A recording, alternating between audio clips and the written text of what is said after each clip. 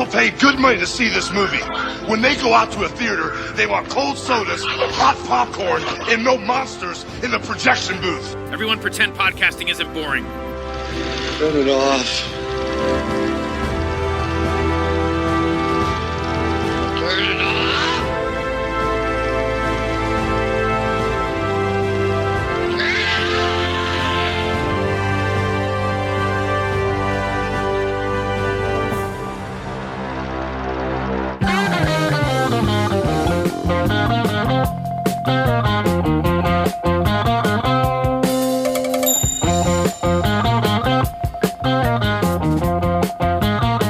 Welcome to Ego Fest 13. I'm your host, Mike White. Joining me is Mr. Morris Burstinsky. How you doing, Morris? Ego is not a dirty word. Ego is not a dirty word. Ego is not a dirty word. Don't you believe what you've seen or you've heard? I've been wanting to do that for years. Thank you for having me on. Much appreciated. I'm very glad that you're here.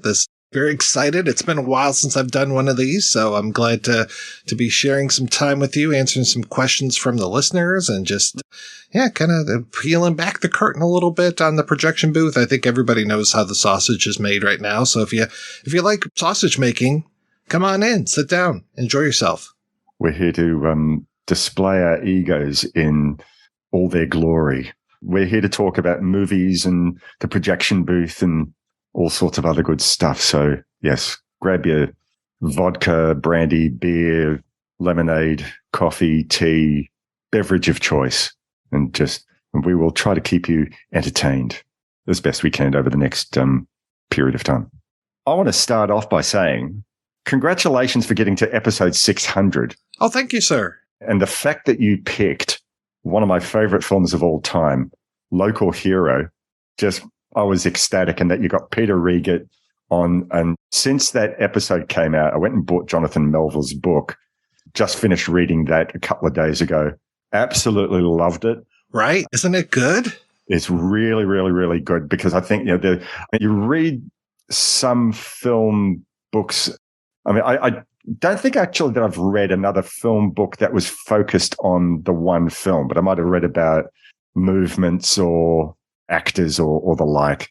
And this one, he made a beautiful blend of this is what happens in the story and this is what's happening in the scene. He's such a good writer, how he blended everything and the range of people who he got to speak to. I mean, it would have been wonderful if he would have had Knopfler show up to speak to him, because I love that soundtrack. It would have been great to have heard a bit more from him. But I think he used like some archival writings or something like that from him. And I think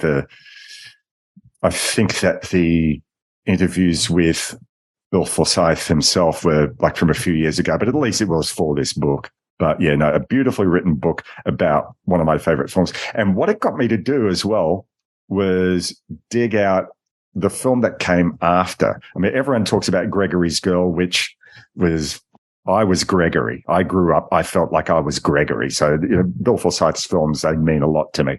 But I hadn't seen his film Comfort and Joy, which came out immediately after Local Hero, since I think original cinema release would have been 84, 85 or something like that. And I don't know if you've seen that one, Mike. I have not, no. It's a delight. It's really, really wonderful. I know how you describe it. Maybe The Godfather, if the Corleone family was into ice cream confection. No, maybe not really, but just these two rival ice cream companies getting violent with each other, and it turns out that a local radio personality has to get involved in between and sort the mess out. It's an Ealing film without being an Ealing film, which is really something you could say about all of Bill Forsyth's films. But that first run of 4 films, that sinking feeling, Gregory's Girl, which I've watched more times than I can recall, Local Hero, and Comfort and Joy are all just critically, they're all essential films that everyone should see. I haven't seen his American films. I believe Housekeeping is really wonderful. Haven't seen that.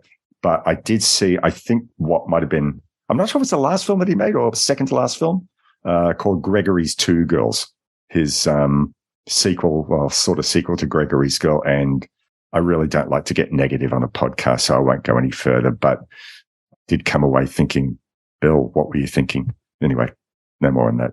I will have to arrange an episode with you and Jonathan on it sometime so you guys can talk.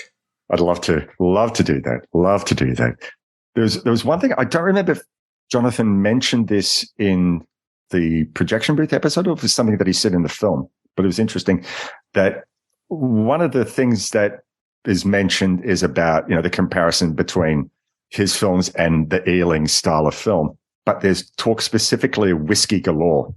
Bill Forsyth had said, we don't want to use Whiskey Galore as a role model for Local Hero because it sort of presents too much of the stereotype of the Scottish people and hoots to the mon and that sort of thing. He said he wanted to present something a little bit more honest, just a little bit more honest than what was being portrayed in something like Whiskey Galore. And I don't know, now I'm reluctant to go back to, I adored that film, Whiskey Galore, but I don't want to look at it through new eyes now.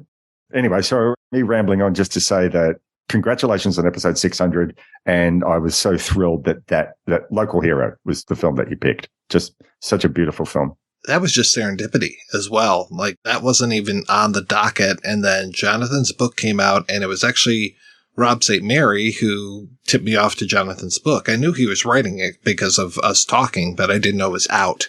So Rob sends me that. And then I'm just like, hey, Jonathan, it looks like we're going to have to talk. And he was like, yeah, sounds great. So I contacted Rob. I was like, you want to come on an episode? We'll do this. And Jonathan, you want to be on here? And then I didn't even use Jonathan for the Riegert connection. I found his personal address and emailed him, and he got right back to me and was like, oh yeah, sure. No problem. And I was like, wow. Okay. So I was really happy about that.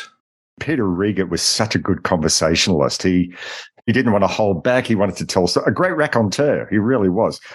Heard him on two other podcasts. It was Gilbert's podcast he was on, and on Talking Sopranos, where he talked about his time as in his role as, I think, the congressman who got whipped or belted by Tony Soprano in rather nastily, but great speaker, great raconteur. So congrats on getting him. He's certainly a big catch, but I like the fact that he's saying, well, I'm here. I'm happy to talk. Not one of these guests that you have to pull information out of.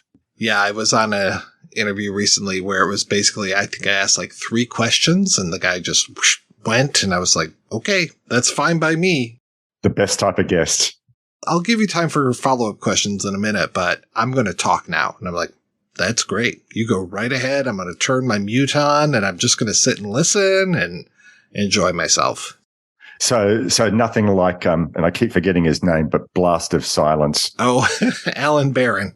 Alan Barron. That episode goes down in projection booth lore. Listeners out there, go search that episode out. Mike even gives a warning before the interview starts. I can't edit this one because you need to hear what goes on. But it was entertaining. It was a train wreck, but it was okay. It was entertaining. Yeah. Well, 'tis the season too, because I consider that a great Christmas film. It all takes place at Christmas. Yeah, absolutely. Yeah, I hadn't thought of that. I was on an Australian film Facebook group the other day, and someone went and pointed out, and this is in relation to my very first episode with you on the projection booth, is that Wake and Fright is a Christmas film. Right. Yeah, he's on his break. He's on his end of year break, but it's the middle of summer. And I mean, even though I live here, I'm still sort of bombarded with the image of European, North America, well, basically Northern Hemisphere Christmas. It's snow, it's this, it's that. The only reminder that we ever have about the Southern Hemisphere Christmas is from the Paul Kelly song, How to Make Gravy, which is all about great song. I'll let the listeners go out there and listen to that, but great storytelling. And it's set in a really hot Christmas. But generally, we don't tend to think of it. And reading this Facebook post saying, yep, there's a Christmas film. Oh, yep, completely right. Complete with slaughtering kangaroos and throwing up on someone's lawn. Merry Christmas, folks. Good times. Yeah, I tried to get Riegert for our Chilly Seas of Winter episode because he has a good role in that as well, but that didn't work out. So I'm glad it worked out with Local Hero. And then with Chilly Scenes, that's coming out now on Criterion. So I'm very happy about that. And I hope maybe they get, I think it was Daniel Kremer who tipped me off to that. I'm not sure if he probably won't be involved in the release, but I think they will have Mark Metcalf, Amy Robinson, and Griffin Dunn doing special features for it. So that's pretty cool. Did you ever get Griffin Dunn? For the booth? I talked to him for that episode, while he was basically waiting outside for a cab. So it was one of those very noisy interviews. And I was like, I can call you back. And no, that's good. I'm all right. And then I've been emailing him ever since because I told him I'd like to do a episode about After Hours. And he was just like, oh yeah, that's coming out on Criterion soon. And this was like years and years ago. So that got out there into these forums and stuff. And everybody's like mad at me. Like, well, on Mike White's projection booth, it said that, it's going to be out on Criterion soon. Where is it? So, and then it was so weird. I emailed Amy Robinson to say, hey, I want to do this episode, regardless of whether it's going to be on Blu-ray anytime soon. I want to do this episode. And she writes back and goes, I cannot speak about this movie. And I was just like, what? Oh my Lord.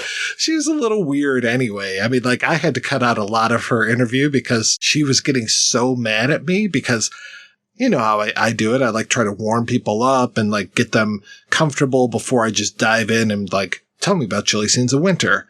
But I was talking to her about stuff and she was an actress first before she became a producer. And she does not want to talk about her acting career at all and just got really offended by it. I was just like to the point where she was about to like hang up on me. And I was like, whoa. You know, it's okay. We'll just cut right to that. Like, don't worry. But yeah, I thought, okay, well, she's a producer of After Hours. She'll love to talk about. No, I cannot talk about this. And maybe that's a good sign. Maybe that means that the Criterion will come out. And then the writer of the film, he's being all strange about it too, because I think he either was sued or accused of plagiarism. He had like listened to some story on the radio and then it ended up that details of that story ended up going into the screenplay. And it was pointed out to him later on, and he was just like, oh my God, I can't believe I did this. And now he thinks he looks like a plagiarist, and people just pick on him all the time for this. And so he writes me this super long emotional email, and I'm just like, I don't know what to tell you, but if you're uncomfortable coming on, don't worry about it. I'm not about to attack you. I think my listeners are intelligent enough that they're not going to, think bad thoughts about you or anything, or be like, Mike, why didn't you say this stuff? It's like, let the person speak and listen to them. You spoke to the lead actor in Trouble Man, Robert Hooks, and you sent me the interview before we did the episode so I could listen to, what his thoughts were. And one point, I don't remember what the question was, but there was something that you asked that he didn't quite like. And he said to you, why do you ask that, Mike White? You went and wrote me, what do you think? Should I keep that in or should I cut that out? And I said, yeah, cut it out. Cut that bit out. He was real mad about when I talked about him having a lead in a film. And like basically it was like, Trouble Man is named after him. And I was just like, oh, you're the lead of this film. He's like, I was the lead. I was above the title in these 3 movies. Weren't you paying attention? I was like, whoa. That's right. Like, all right, dude. Mike White, people out there, listeners, you're getting an insight into what it's like to host a podcast, having to deal with the egos, not Mike's Ego Fest ego, having to deal with actors' egos and producers' egos and people behind the scenes' egos. But ego's not a dirty word. Shirley Strawn sang that, so it must be true. Let's go for the listeners. They're keen, they're anxious. From Mike Tripiano, love the show and also the Barney Miller podcast. Have you ever done a show about an American werewolf in London? If not, I'd really love to hear that one covered. The Howling, Excalibur, and the original Valley Girl would also be fun. I'm probably showing my Gen X membership with these requests. Keep up the great work, Mike. So we have not done a show about American Werewolf in London, though we did do a show about The Howling. So that is available. We did that quite a few years ago, and that was Gary Bradner, the author, and I want to say Joe Dante was on that as well. Poor Gary Bradner, he is no longer with us, so I always feel bad when people I interview pass away. He was really good, very informative. Excalibur, I would like to do that one of these days. I would like to go back down to Indiana and go through the Borman boxes again. And the original Valley Girl, I think I was trying to get the director of that to talk to me, but I haven't had any luck with that yet. So maybe if I ever get her, or who's that guy that's in there? Nicolas Cage, I think it is. If he ever wants to come on the show, he's welcome to. Who's he again? Original name was actually Coppola, so he's never heard of him. One of those, what are they calling them now? Nepo babies? I don't get this new term. Nepo, This Is Serious Mum. TISM. That was a Melbourne band, TISM. This Is Serious Mum. So Nepo, This Is Serious Mum. You know, I watched my first Cage film in ages this year, one of his recent ones called Pig. And that really, really, really good. I mean, look, I've not watched Mandy. I've not watched, it's Cage being crazy, but in a good way. But I watched Pig. I think that was on Canopy or Beamer Film. I'm not sure which one. And I thought, all right, I'll give this a go, and absolutely loved it. He only did the unhinged bit just at one moment in the film, but the rest of it was really, really controlled. And it was a bit of a heartbreaking story, but yeah, I recommend that one very much. People haven't seen that. Have you seen The Unbearable Weight of Massive Talent? I have not. Is that a recommendation from you? I would recommend it. Yeah. I think it could be a lot better, but it's good for what it is. Like, there's a few things where I'm just like, I wish you would tweak this and tweak that. Like, it all takes place, or almost all of it takes place on an island. So you kind of aren't in the world with Nicolas Cage that much. He gets a visit. This isn't ruining anything, but he gets a visit from Sailor from Wild at Heart. Oh, really? And I was really hoping that he was going to talk to more of his previous characters. I was really hoping that Cameron Poe was going to show up, or just some of the other characters that he's played over the years, the memorable ones. I mean, even H.I. McDonough. But it was odd, too, because there were times where they would talk about a movie, but they would never say the title of the movie, and you just had to know his filmography enough to know, oh, they're talking about Face Off right now, or they're talking about this movie. So, but yeah, there was some interesting things in there. And Pedro Pascal, I really like him, and he was really good in it. Have you seen Birdie? It's been a long time, but yeah. Because that was, I think, maybe the first time I saw him in a film. That would have been, I don't know, late 80s or something like that. My wife, we're just going out at the time, so my girlfriend at the time, now my wife, recommended Birdies. I think I read the book first on her recommendation and then watched the film. I mean, they changed the setting. I think the book might have been set in World War II and the film was set during the Vietnam War. But both Nicolas Cage and Matthew Modine were absolutely superb, fantastic film. Yeah, all these years of, you know, hearing stories about Cage doing all these unhinged roles and going crazy, I thought, really? Because there was a time where he didn't do that, where he, you know, used all his acting chops. Yeah, his GQ interview is really good. They have that series, which I'm totally envious of, which is, what was it? Actors talk about their iconic roles or something. It's kind of weird to me because they do it in non-chronological order. I would probably order things more chronologically, but they just seem to like cherry pick stuff and then they just go through almost randomly. And hearing him talk about his decisions behind some of his roles, and you realize like, oh, he's actually like taking a lot of time to think about what he's doing with some of these things. His discussion of his character in Moonstruck, I was just like, oh, wow, you really put a lot of work in this. That's amazing. And just, I forgot how great he is in that. I lost my hand! I lost my bride! Johnny has his hand! Johnny has his bride! You want me to take my heartbreak, put it away, and forget it? That hand up, that was an homage to the crazy scientist doctor in Metropolis. And then they like showed a clip and I was like, yeah, you're right. That's what he's doing. That's pretty cool. I apologize. Metropolis is still a list of shamer for me. I only saw it a few years ago and it was because it was available on the big screen. So I went and saw like this restored version where they had clips that they found, like, or sections that they found down in Brazil that looked beat to shit, but it was wonderful to see it. And I kind of like that they were beat to shit a little bit, because then you could tell, oh, this is the Brazilian footage. This is what everybody else has seen for all these years. And just being able to go, oh, wow, how could this movie survive without this footage? It's amazing. I remember in the 80s when that film became back in vogue because Giorgio Moroder had written a score for it, and Queen's Radio Gaga film clip used footage from it. So it became the in thing again. But the thing is, I've seen a bunch of other Fritz Lang films, and M is certainly in my favorite films of all time. For a film made in 1929, and it still feels like a punch in the stomach. I mean, my God, it's almost 100 years old.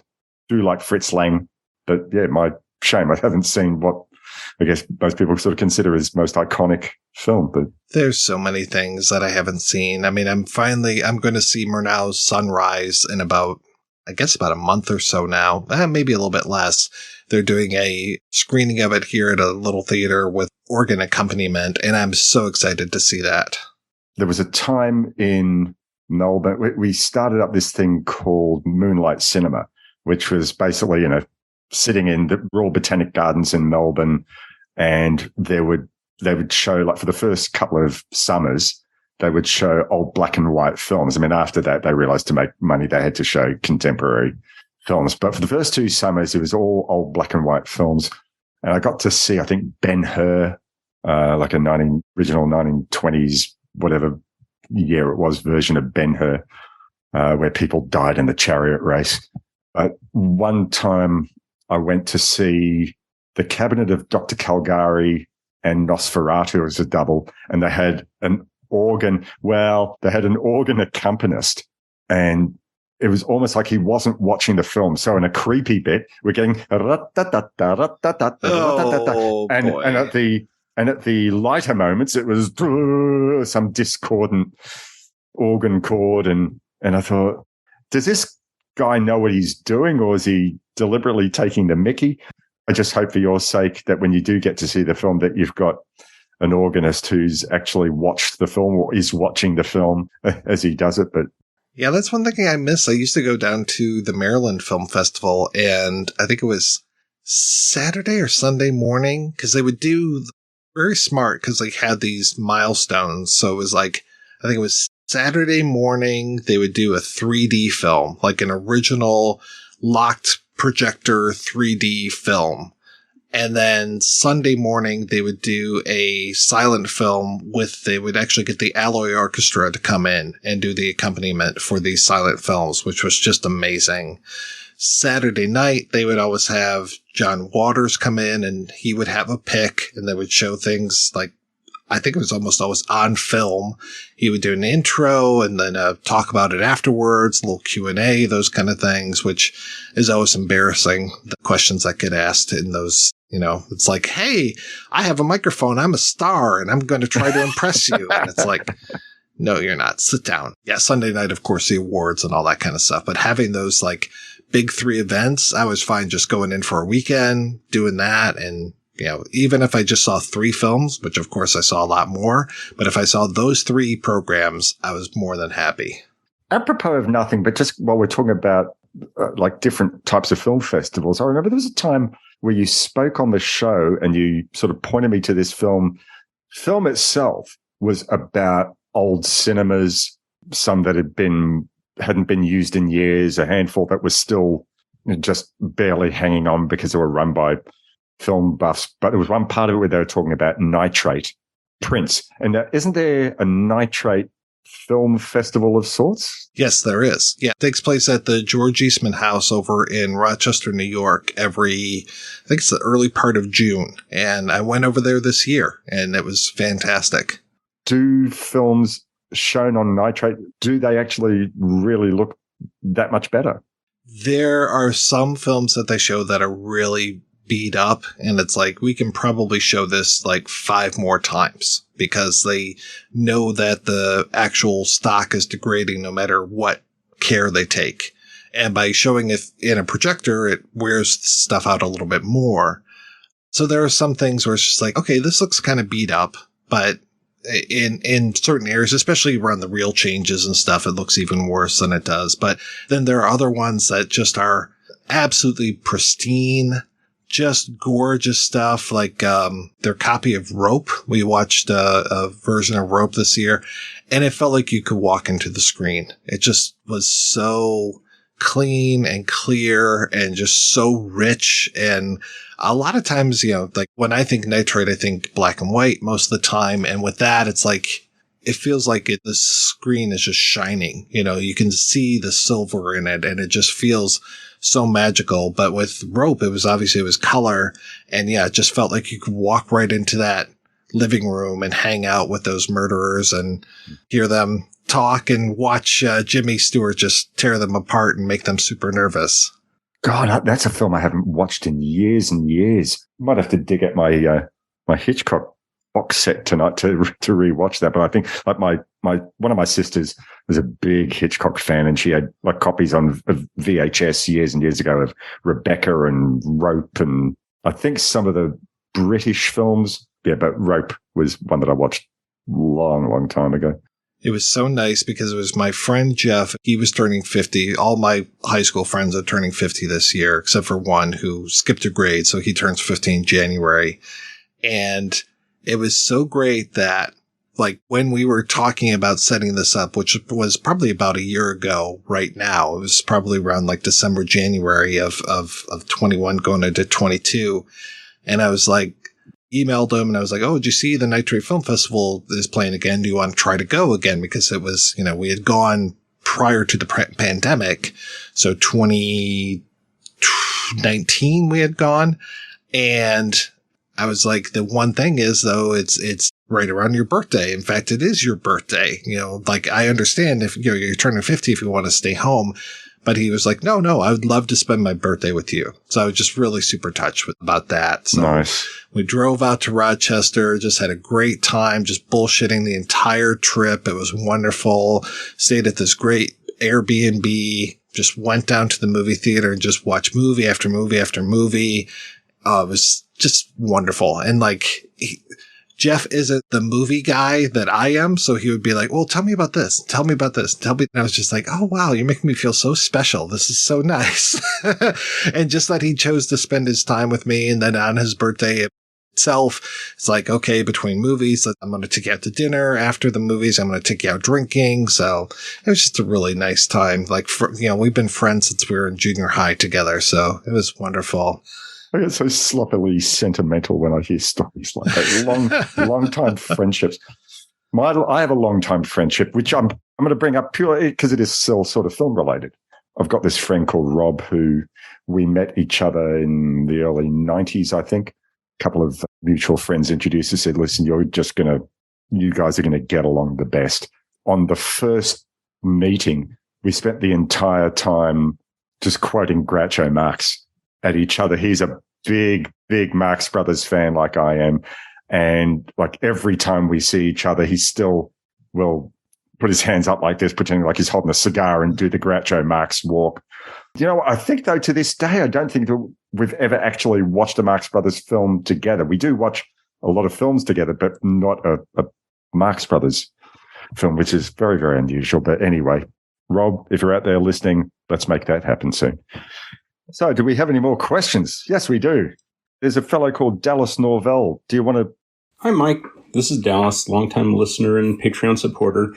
I have a few questions for you. Let me start with, when you're trying to get an interview, is there any way we as your audience can help you to get certain interviews? Do you think us pinging people on social media would actually work or against you in those efforts? It might help. I've never actually tried that. For that first episode that I did on the projection booth, and I said to you, hey, do you have Jack Thompson? And you had, who did you have? You had Buckley, the editor, and who else you had? The director. I'm brain fart. Ted Kotcheff, yeah. You had Ted Kotcheff. But I said, you need Jack Thompson because that was his second film and his first really big film. And Jack Thompson was like the biggest actor in Australia in the 70s and the early 80s, really meant something. And you said, well, how would you go about getting him? And I said, leave it to me.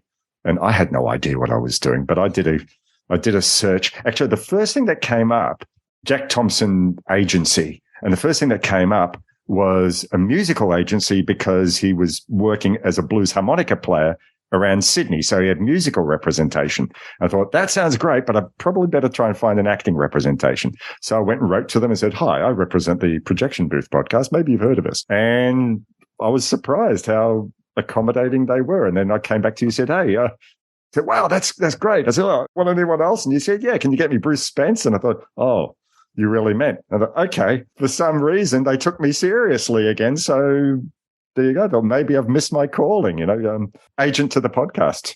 Oh, I can't tell you how much I appreciate that. That was so good. I was so happy. And yeah, to be able to talk, Jack Thompson was so freaking nice. He was lovely. He ended up sending me that CD that he was talking about. It arrived like quite a few weeks after we recorded, but it ended up showing up. So I'm just like, wow, that's really cool that you actually sent me something from Australia. That's terrific.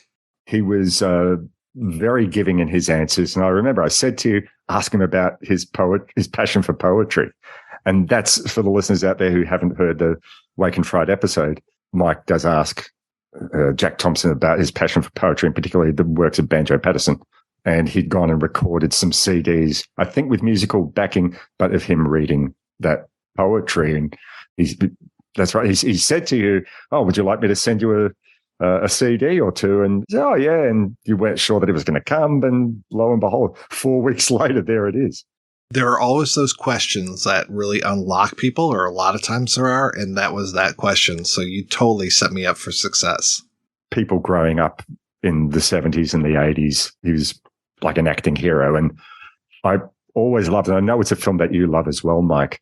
It was The Sum of Us, the film he did with Russell Crowe, because all his films in the 70s were about him as a macho character.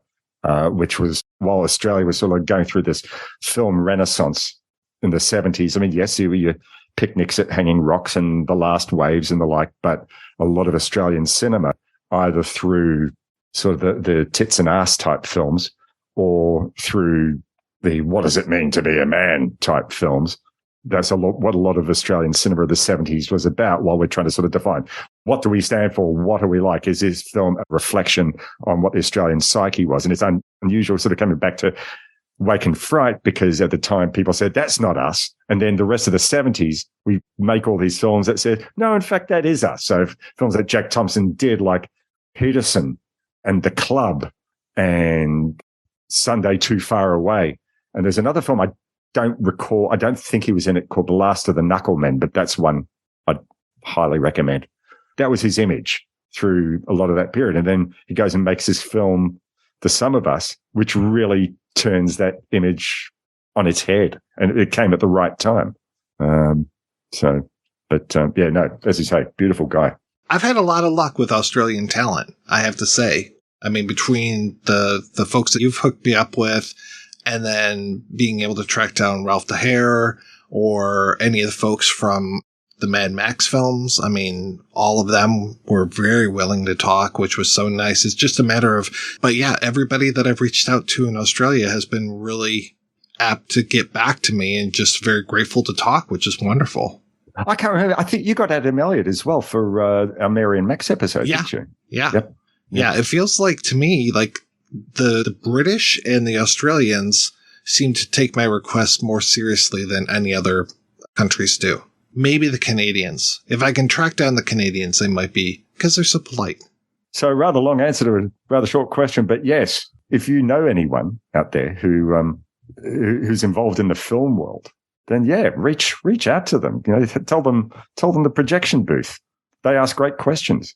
They'll make you look good. Yeah, that kind of harassment, or that kind of contact, I should say, would be greatly appreciated. Like if you're like, oh, well, I happen to know, I don't know, Ron Howard or whatever. It's like, okay, cool. Yeah, hook us up. We'll talk. But I don't know, as far as like tweeting stuff at somebody and just like, you should do an interview with Mike White, especially if it's like a random person that I'm not interested in. Like, hey, so-and-so, hey, I don't know. I'm trying to think of somebody who I wouldn't want to talk to. but I'll talk to pretty much anybody, but it's just like, hey, superstar dude, you should be on this show. And it's like, I would love to talk to, I don't know, Brad Pitt, but I don't think he's going to answer his tweets if you just start randomly tweeting at him or something. And I don't think Brad Pitt's on Twitter anyway. But that's always the thing, is if you can get a hold of the person rather than the agent, that's always more helpful.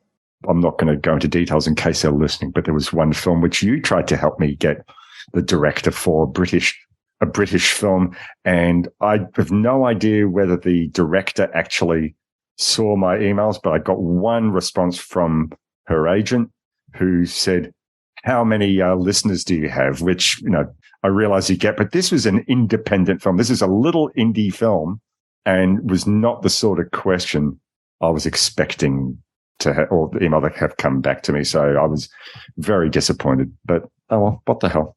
Never mind. They miss out on the 5 listeners that I would have told about their film. But they're 5 very passionate listeners.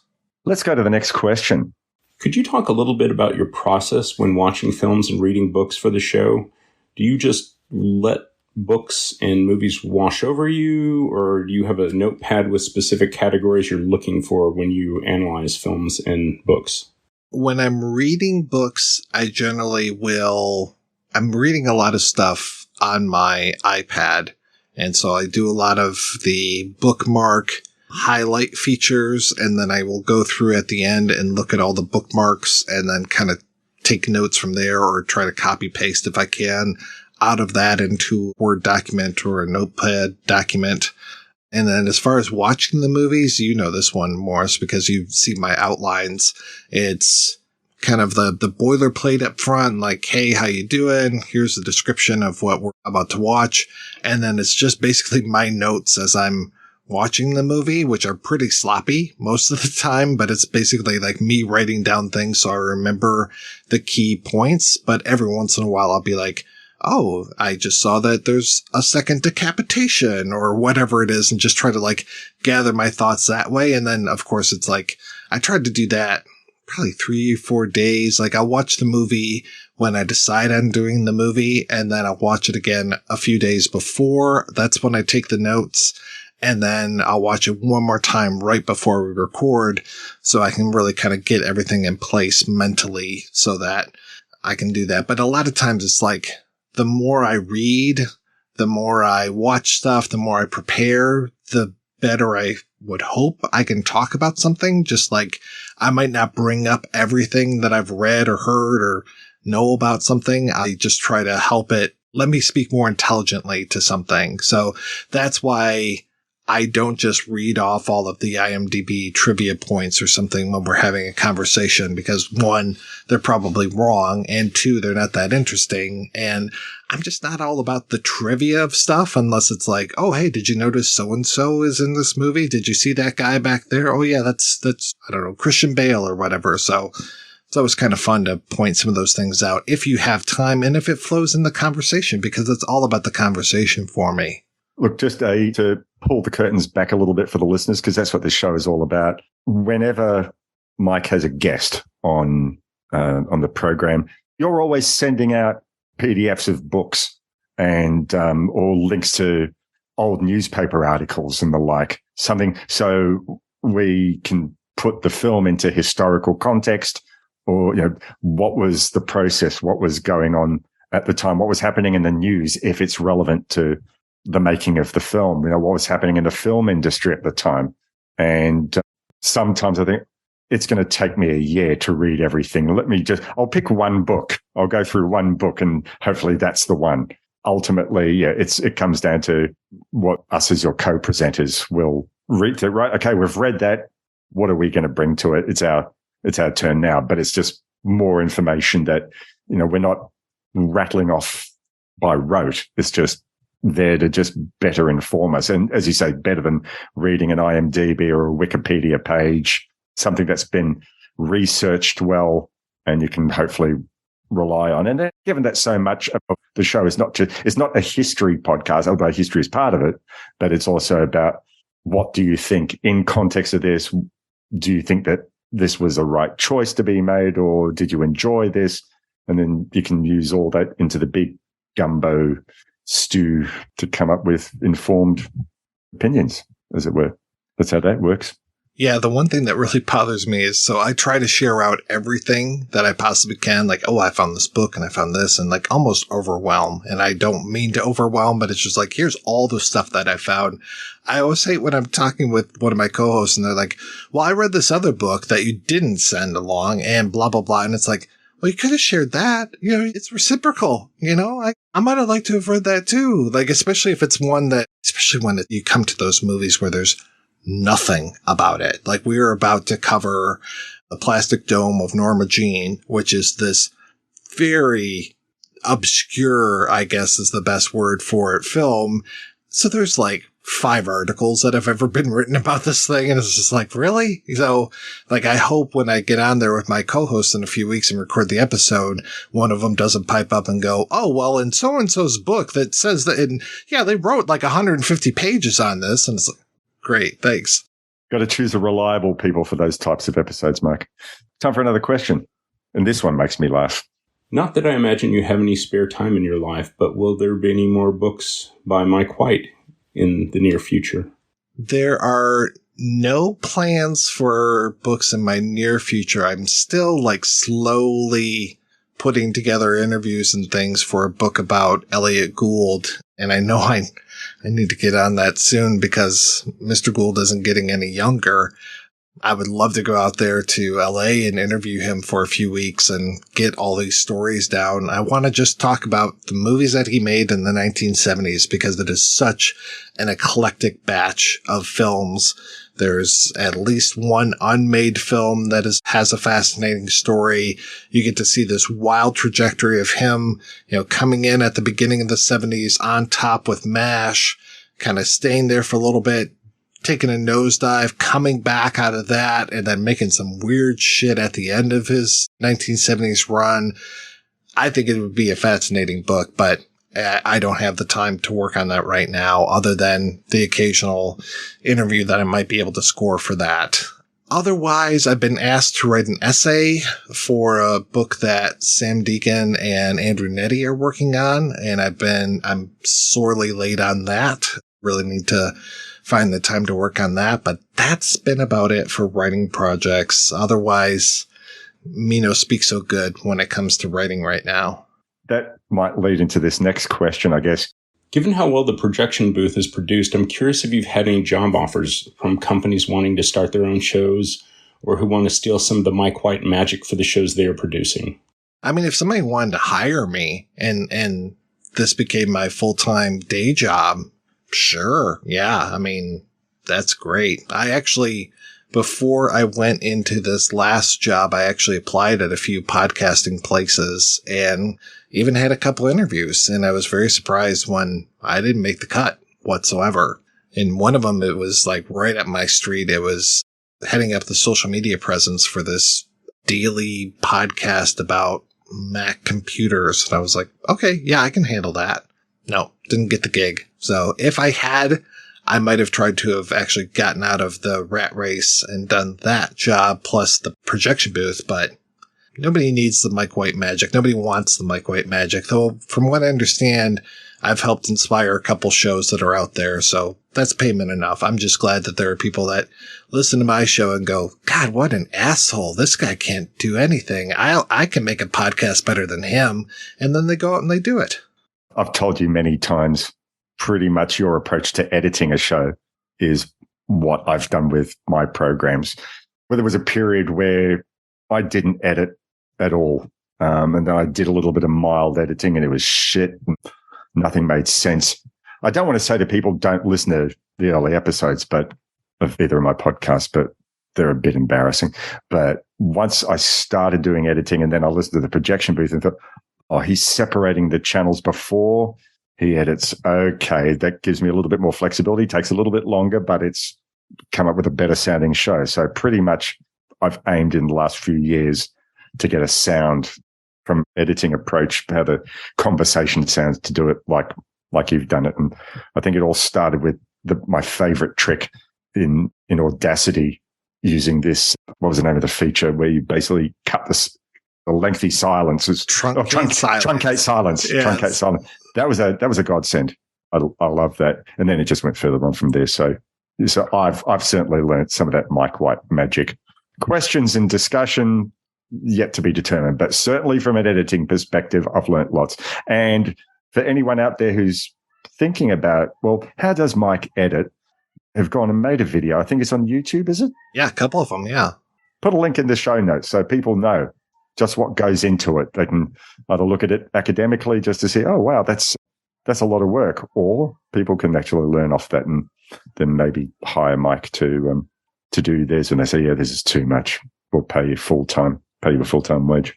That would be nice. Yeah, I mean, that fills the nerdy side of me as well as a little bit of the artistic, because I think there's a little bit of technical plus artistic decisions that go into all that stuff. So I've always enjoyed things that use both sides of the brain. Ultimately, podcasting or filmmaking really supposed to utilize both. I've never sort of bought into the thing that, oh, you're an artist or you're a technical person, and really endeavors like filmmaking and podcast making or being a musician, everything utilizes technical skills and artistic skills. So don't buy into the popular conception, folks. Doesn't work. Mike's living evidence of this. Next question. How much work goes into editing trailer introductions for the shows? I feel like some of the more modern films, you can just find a trailer, but on the older films, it seems like you maybe edit more exciting trailers than exist out there. Is that true? I'm pretty fortunate when it comes to the trailers that play at the beginning of every show. There's usually ones that will exist. They might need some help, or I'll find the best ones are the radio trailers. I love good radio trailers. Occasionally I will have to order those off of eBay if I can find them, or sometimes they'll be on the Blu-rays or DVDs. Thank goodness for companies that put the radio trailers out there. Every once in a great while, I'll have to make a trailer for something, and I'll, try to find appropriate music and cut the clips and everything and just try to tell a story through the clips. And with that, luckily, I don't have to worry about the video, so I can just work with the audio. The one I'm most proud of is the trailer I made for Mark Romanek's Static. I made an audio trailer for that, and I really like how that came together, especially because I was playing it against This Is the Day, and it just, which was in the movie, and it just played perfectly into that in the way that it would fade up and fade down and have the clips from the movie in there. I was really happy about that. And now if I could get the radio DJ voice and do the name of the movie at the end, or, some sort of like tagline, that'd be really kind of cool. But so far, no. Before we go in, I just want you to know that until now, no other person besides myself has been in this room. I just want to ask that no food or drink be brought. A lot of those radio trailers sort of things, that really is part of a time, not just that voice, but the things that they'd say, because, radio obviously being an audio only medium, you have to find another way to bring people in. And there were years ago where I would be collecting CD bootlegs. Like people would be sending stuff. I mean, in the 70s, people were sending each other tapes. In the 90s or the noughties, people were sending each other burned CDRs. And I got this collection. It was called Psychedelic Something, like a 10 CD set. And in the midst of having a whole lot of out of print 45s that collectors had gone and ripped to digital to put on these CDs, but they would also include film trailers from the radio. So there's ones like for The Trip with Peter Fonda and, oh God, millions of these radio trailers, and they're absolutely fascinating. I just sort of thought, wow, we don't get that, but that's lost to the late 60s, the early 70s, where that was a medium. Everyone was listening to the radio, so it was another way to sell the films. And they also did that a lot for selling records, not just, here's a new record from so-and-so, buy it. I've got a collection of Harry Nilsson, a box set of Harry Nilsson. And on the end of most of those CDs, these incredibly funny and creative trailers that they played on the radio or ads that they did for the new Nilsson album by Son of Dracula. It's absolutely sensational. What do you think about it, Harry? Yeah, absolutely brilliant. So I'm going to go on a quest to find more of these radio ads for film or for records and the like, because that's a thing unto itself. That's amazing. Yeah, there's a couple good compilations out there of like blaxploitation trailer. The ones for Rudy Ray Moore films are amazing because he does the voiceover for them. This is Rudy Ray Moore, better known as Dolomite. I'm the one that killed Monday and whooped Tuesday and put Wednesday in the hospital. Called up Thursday to tell Friday not to bury Saturday on Sunday. I've got an all-girl army that knows what to do. They'll box as hell and practice kung fu. Dolomite. From the first to the last, I give them the blast so fast that their life is past before their ass has even hit the grass. See me whack, jack, smack, crack, boot black, blackjack, racetrack, and flapjack, and still coming back. Uptown, downtown, crowned and renowned. I put my finger in the ground and turn the whole world around. Dolomite, starring me, Rudy Ray Moore as Dolomite, and that bad D'Urville Martin as Willie Green. Dolomite. Rated R. Under 17, not permitted without a parent or permission from your warden. But yeah, you find those in weird places too, because there's a lot of them that are floating around on YouTube, but I found one for Performance recently, collection of 3 that was out on archive.org. So yeah, you just have to kind of scour. That's a really good resource, is archive.org for sure. I remember I made a suggestion. I got a couple of podcast friends. They did an excellent show. It's no longer going at the moment. Shame, called Highway Hi-Fi. And every episode that they would do, they'd pick is a music discussion or music sort of documentary type podcast. And they did this research on a topic, but it would always be something really way left of center, not your typical thing. We're not talking about a type of music, or we're not talking about an artist. It's always something really unusual. Like they did one episode on bone records, records made from skeletons and the like, and made in Russia or something like that. Oh, the ones made off of X-rays? Yes, sorry, that's the one. Yes, they did an episode on, I didn't even know that this was a thing, called laughing records. So where someone would sing and then they'd go, It was a thing, lasted for decades. So they were called laughing records. So I did an episode about the history of that. But I made a suggestion to them, which they followed up on, and they used archive.org as a resource. There were ads made in the 60s and presumably the 70s where you'd get contemporary rock stars who would record a song, a dedicated song for whatever product they were advertising. So the Rolling Stones doing an advertisement for Rice Krispies. You had Pete Townsend of The Who talking about join the American Air Force. Pete Townsend, of all people. Keith Moon doing one advertising flavored milk. And everyone was doing an ad for Coca-Cola, but they'd write different songs. So the Easy Beats, Cream did an advertisement for beer. Jack Bruce's very distinctive voice for whatever beer they were advertising. So they did a whole episode just talking about these various advertisements, and they'd looked up the history and they looked at how these people got involved. I'm sure Highway Hi-Fi is still online, even though they haven't recorded in a long while, but search out that episode, search out anything. Those guys are terrific. Ryan and Joe, if you're listening, hiya, keeping the flames alive. Do you plan your episodes in terms of ratings, such as space out what you think will be more popular throughout the year, or just plan what you think you'll be able to get to as interviews fall into place? Probably more the interviews fall into place, though I tend to, I guess for the last few years, it's been a little bit of a mix of both. So there is the planned stuff, which I usually have that list ready by around September or October of the year before. And some of those might be planned around potential interviews. Like when I put Star Trek on the list for 2022, I was like, okay, well, I can get Doug Trumbull for sure. No problem. Not counting on that he was going to pass away between September and then when we recorded the episode. The bulk of the episodes are just things I want to talk about. And then sometimes there are ones where the interviews will just kind of fall in my lap or fall into place. And then it might be, okay, well, let's do a special about this.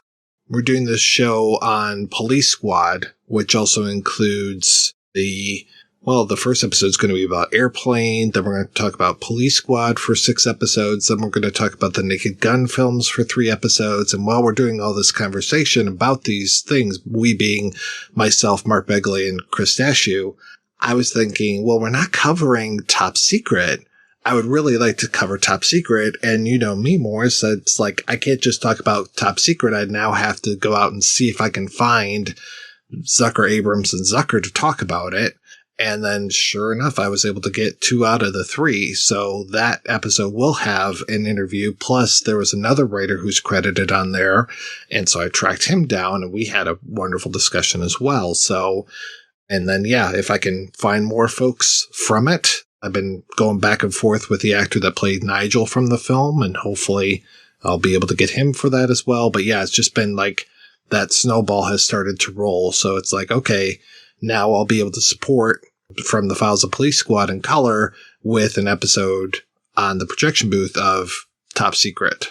Pick another really, really popular film. Because obviously those episodes will rate like crazy and you get a lot of downloads. But do you find that if you follow up a blockbuster film type episode with something that's a lot more obscure, do you find that there's still a follow through because people have discovered you for the first time through, say, your Blues Brothers episode, and they think, oh, I want to hear more this guy does? Or not necessarily. I have to say that the more popular the film, the more downloads I get, but I don't really look at that. And when Dallas said ratings, I was thinking of like rated M for mature type of thing.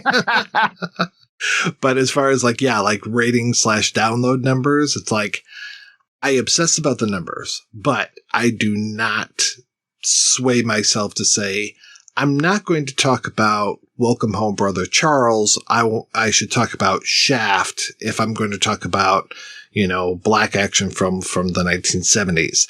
It's really more what I want to talk about. And then every once in a while, some of those are like, oh, you know what? I would love to talk about Real Genius or something. And it's just, I don't know why I'm talking about Val Kilmer films so much, but it's like, okay, so I know Real Genius is probably going to get more downloads than anything I do in Chick-Timber, but I love Chick-Timber and I'm going to always do a Chick-Timber. So, that's just the way it is. And I realized like, oh, wow, I'm so shocked that Soviet Cinema Month has so few downloads. Well, of course it fucking has so few downloads. Nobody knows about 3 Poplars or Welcome No Trespassing, all these kind of things. Your hardcore film fans might, and all the regular listeners. And I know some listeners, it's like, I won't listen to a show unless I've seen the movie and the movie's too hard to find, or I just don't have time to watch the movie. So they'll skip around and they'll just download what they want. They cherry pick. That's fine. Do whatever you want. However works for you, works for me. It's that thing that I always say. I always think of Indiana Jones when he's just like, I've got these pieces, Marcus. They're good pieces. It's like, I would like to think every single episode, for the most part, is a good episode. So if you come back to it later on, yeah, that's great. I'm sure you'll enjoy it. The beauty of podcasting versus radio, it's eternal. And that's the one thing too, and that's why I don't do that whole well, what did you watch this week? None of that. Of course, there are very timely references, especially when I make little political jabs or pop culture quips and stuff. That's very timely. But for the most part, those discussions, I would like to think, are timeless. You're not getting political again, are you, Mike? We can't have politics on your show. Films never get political. I watched a Manchurian Candidate. There was no politics in that. Last question. Why was director of Far From Home, Mirt Avis, so worried you were going to use his likeness? What does Mirt know that we don't, Mike? Are you stealing souls? I really debated about keeping that line in there because he was so insistent at the beginning of our conversation about this is just audio, right? And I'm like, yep, just audio. You're not going to use my likeness, right? I'm like, nope, not going to use your likeness. It's just going to be audio. You could turn off your camera if you want. No, I'll leave it on. And then at the end that he hits me again with, and you don't have permission to use my likeness, I was just like, you know what? It's just so weird. I'm going to leave it in. Another Alan Barron. Well, no, luckily he was very easy to get along with once we started going and stuff. But yeah, he was just very particular about his image being used. I'm just like, okay, yeah, no, I told you like 2 or 3 times that this is not video. But yeah, for some reason I was just like, I'm going to leave that in. It would have been easy to cut, but it was just such a strange way to sign off on the conversation. So I'm like, but yeah, as far as the stealing of souls, I mean, yeah. Sorry to tell you, but that's pretty much how I maintain my very youthful appearance. You've been bathing in the blood of virgins. I just want to end by thanking Mike. We appreciate everything you do. What a wonderful 600 episodes and more. I, on a monthly basis, consider canceling my Netflix, but I never, ever consider not supporting you and the show. I can't wait for the next 600. Thank you again. Would you ever focus an episode on your show about music videos, or are you more just about the feature film type of thing? Good question. I don't think I've got a problem with the idea. I think it's a great idea. We've just never thought of it till now. If there was probably more within the context of film clips of particular artists, if those clips were noted clips or a director who went on to make movies, and so right, let's look at the development via this video clip. So like someone like Spike Jonze, for instance, I think like in the 80s, I was still watching like through maybe midway through the 80s. I was watching like our video clip TV shows. We didn't get MTV here. I mean, I think like we had a maybe by the late 80s on Saturday night on one of our free-to-air television networks, they had a show that was called MTV, but all we had with the free-to-air network. So we'd have TV shows that were dedicated to film clips. And since the 90s, I think they're actually celebrating its 30th anniversary this year. There's a show called Rage, which started out, I think, in 92. And it's shown on the ABC here, which is our version of the BBC, I guess, if you will, government-owned funded station.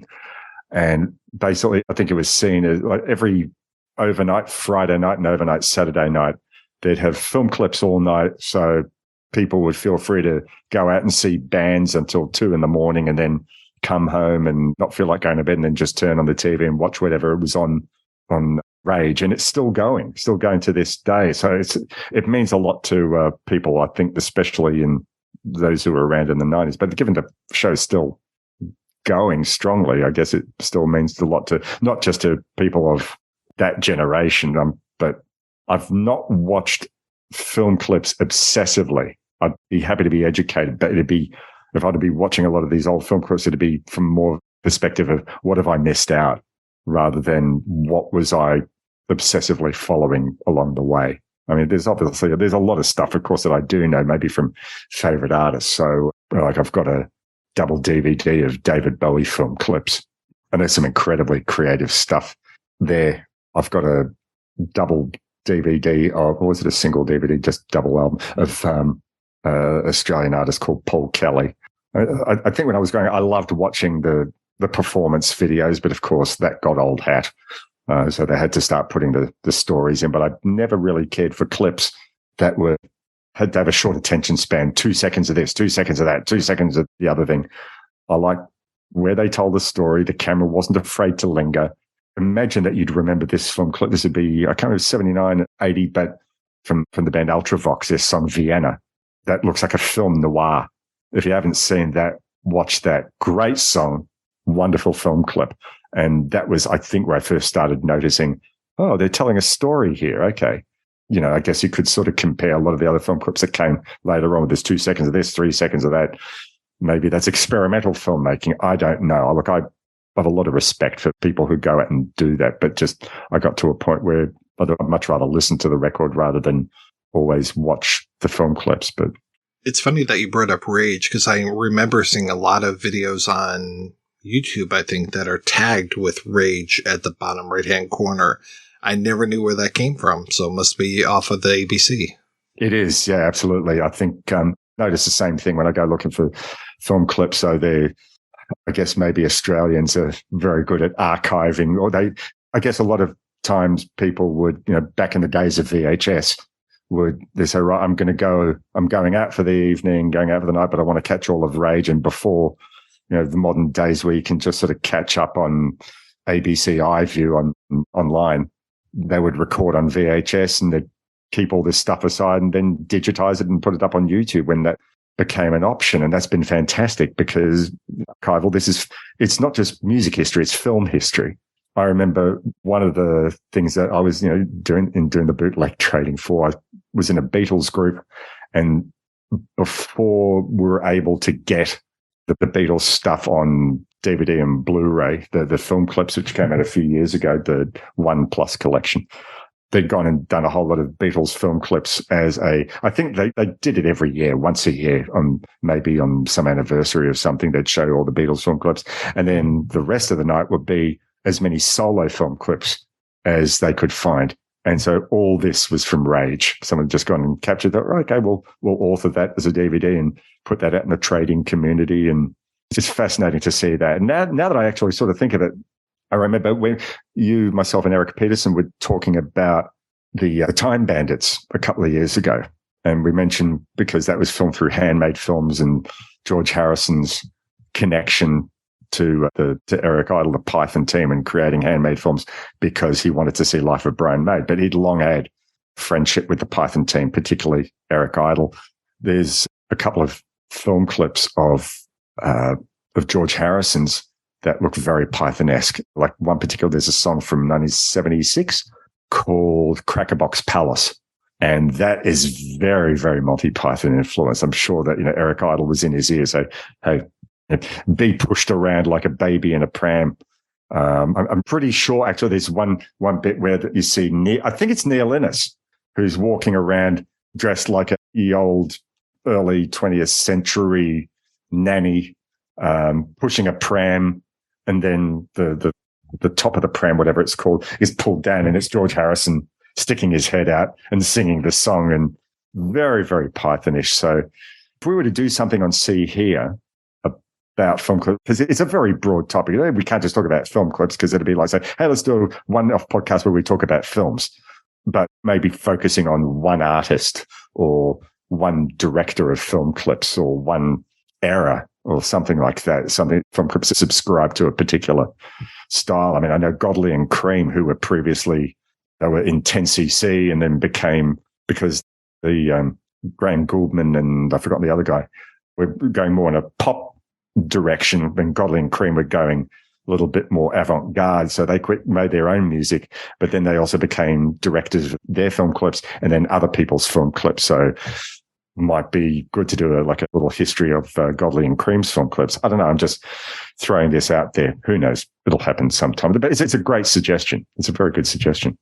Yeah, there's a couple YouTube shows that I watch where they will dissect songs. There's one, especially this series, Produced Like a Pro, where the guy talks about music production a lot, which is great and way outside of my bailiwick at all. And though I try to pick up stuff if I can, but he will also do this thing of songs that change music or albums that change music.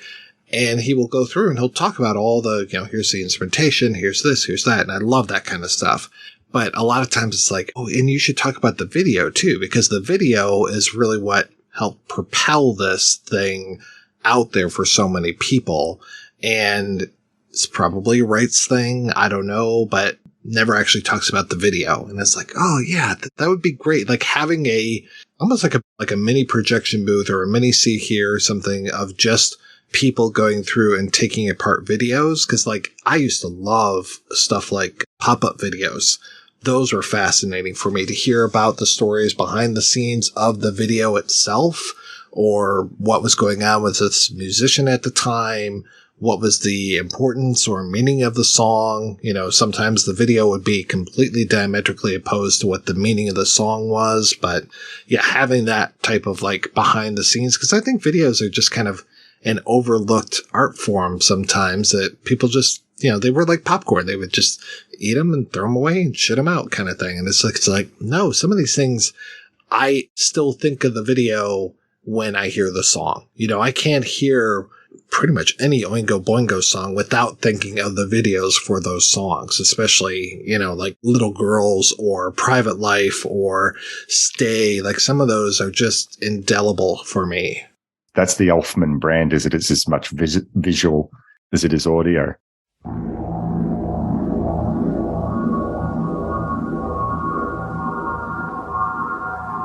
Hello, everyone. This is Malcolm McDowell. I just want to say that this is a request to listeners of the Projection Booth podcast to become patrons of the show via patreon.com, patreon.com/projection booth. That's pretty simple. I think you can do that. It's a great show, and Mike, he provides hours of great entertainment. So now it's time to give back, my little droogies. Settle down and take a listen and have a sip of the old Moloko. And then you'll be ready for a little of the old in-out, real horror show. Bye-bye. This is from Robert Lovejoy, and he asks, "Hey, Mike. Thank you for all your shows and for introducing me to films, filmmakers, and enriching my enjoyment of films through your podcast. I enjoy the music mixes you've shared with us and wanted to ask, what are your favorite film scores and or favorite composers? Happy holidays, Robert." Well, that's a tough one. I used to listen to film scores a lot more than I do these days. I don't listen to music as much as I used to even, but I'm a sucker for the greats, like your Morricones, a lot of your spaghetti Western artists. I will still listen to some of the classic John Williams scores. Not so much the Star Wars ones, but Indiana Jones, the first Raiders of the Lost Ark, that score. Oh my goodness, especially the expanded score, because I see the entire movie playing in my head because that music is ever present and it is so critical to how that story is told. Same thing with like the Superman soundtrack from '78. I bought that on record when it came out. I would say probably the soundtracks I listen to the most are probably things like Hedwig and the Angry Inch and Rocky Horror Picture Show. That's a separate question. They're musicals. We're talking music as score as opposed to songs. But okay, well, but that's another question to answer. I only discovered Hedwig like 2.5, 3 years ago for the first time. I think Tim picked that as a film for us to do, and I just saw song after song after song. Great film, but I'm happy to listen to that just as a set of songs. Wig in a Box. My God.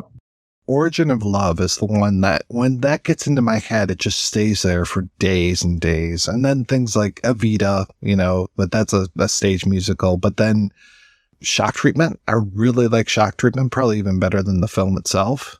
Just shortly before it came out officially, I'd won from a radio station at Double Pass to go see Rocky Horror Picture Show with Shock Treatment, the main feature straight after. So, everyone came and was really enjoying Rocky Horror. And then we were watching Shock Treatment and thinking, what the hell have we just watched? I think 40 years or whatever it is down the track, I think I'm due for a rewatch when I give it another crack. But I remember the time not really caring for it. The first time I saw it, it was very much the same reaction. I was just like, what the hell? What's going on? Where's Frankenfurter, Wisebread, and Janet? Where they're played by different people? This doesn't make any sense. How come Riff Raff and Magenta and Columbia are here, but they're not playing the same characters? And then having like Rick Mayall in here being completely underused. And I didn't remember Rick because the Young Ones wasn't a thing yet. Oh my God. So Rick Mayall was in Shock Treatment. Wow. Definitely got to watch. It's basically like Magenta and Riff Raff together, and then Columbia and the Rick Mayall character, who I think is just named Rick or something. Rick. Then Barry Humphrey showing up as somebody who's blind, but not necessarily blind. It was interesting. But yeah, I like that soundtrack a lot. And then things like, pretty much every musical we've ever covered, I always enjoy the soundtracks for that, especially things like The American Astronaut. I was just listening to the Billy Nair show yesterday, and it's so good. Yeah. I love that. Mind you, the song, I would have thought that your favorite songs would have been from that film that got you into trouble because of stuff that I said. What was it? Was the one with Robbie Benson Die laughing. Die laughing. Yes. Yeah, some great songs in that one. You did notify me. You said, we're going to have a question about soundtracks in case you want to chip in. I do have a few soundtracks I want to nominate, but we'll also ask a question, which I pretty much already got and answered it. And that I know that there's a lot of film critics out there who subscribe to the notion that soundtracks are only doing their job if you're not paying attention to them. They enhance the mood, but you should be ignoring them. If they're drawing attention to themselves, then they're not doing their job. I mean, I call bullshit. I agree with you. But I can't imagine how if the film is a great film, then they work hand in hand. And this is it's like saying, if the film is doing really, really good, you should just notice the scenery and we shouldn't give a shit about the dialogue. It's rubbish. And I think a testament to this is with silent films where you get an organist, or you get a group like the Bluegrassy Knoll, who've been doing it locally for the Buster Keaton films, come up with a new score. And if the film is strong enough, and in the Buster Keaton film's case, well, yes, of course they are, then this is the music as a partner in the action. And here we are sort of remembering our favorite pieces of music. You say that you listen to the Indiana Jones score by John Williams and the film is running in your head. It's a trigger for what you see. So just blew my mind that there are critics out there who suggest that the music should just be there to serve the action, but you shouldn't be remembering it. Certainly there's a lot of unmemorable music, maybe because they're trying to serve that purpose. But when a great film composer is doing his or her job, I think, then should be coming out of there and remembering the music, or at least wanting to hear it again via a record or a CD. It's just... I mean, the job that Howard Shore did for The Lord of the Rings, and having the different musical motifs for the characters, and even having that theme for the ring itself, I mean, that's beautiful. It's like how the Ark has its own theme in Raiders of the Lost Ark, but the ring has its own theme, and you hear that.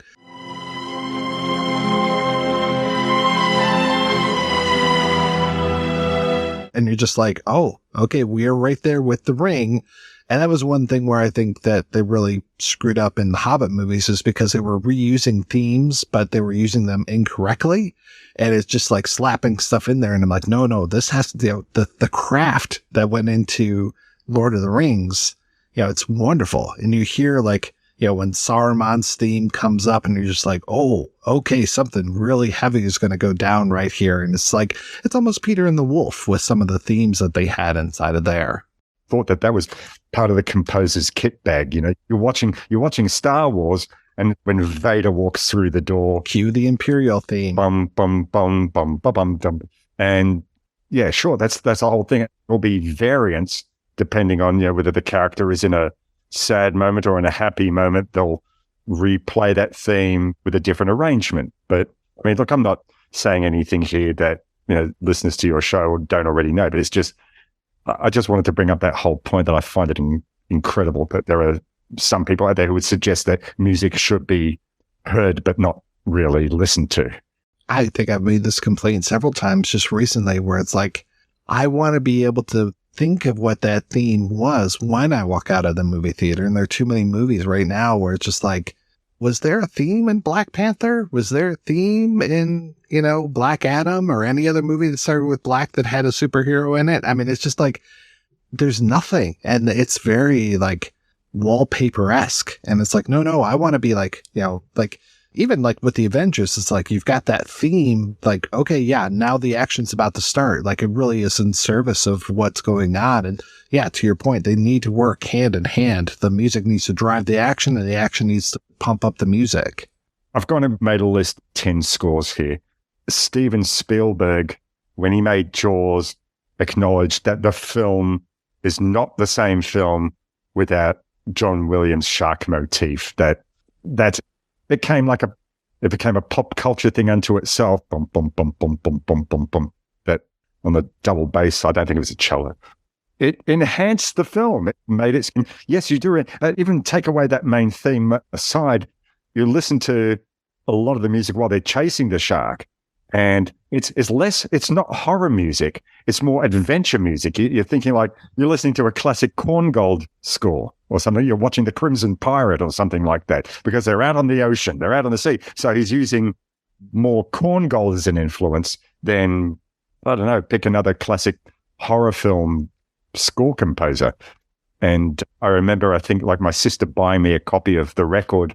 We were going out one night to the movies, and I was maybe about 10 years old or something like that. And I wasn't allowed to go see Jaws at the time. It was rated M, and I was only 10 years old. I mean, I would have been allowed in, but my sister wasn't going to take me. But if you want the soundtrack, I thought, yeah, I'll have the soundtrack. And I read the book until I was able to go see it by myself. But that music, it just is so exciting. And then getting to see it in the context in the film.